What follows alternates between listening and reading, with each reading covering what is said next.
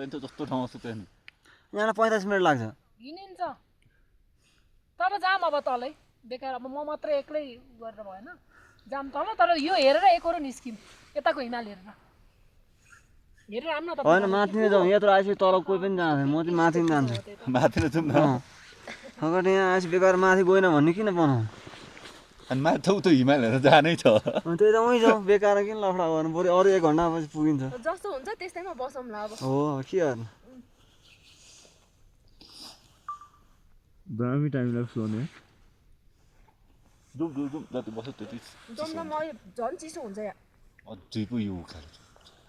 मान्छे त्यो उकालो हो र तिमीलाई जाँदै गरेर म तिमीलाई उहीँ भेटाउँछु कहाँ उहीँ माथि ल ल यसै पनि सियरिङमा बस्ने रहेछ यहाँ साँच्ची मनदेखि नै उतै बस्न मन छ भने तपाईँहरू तिमी पनि सबै जाँदा हुन्छ कि साँच्ची मलाई डर लाग्दैन मलाई क्यासै द्याऊ 500 600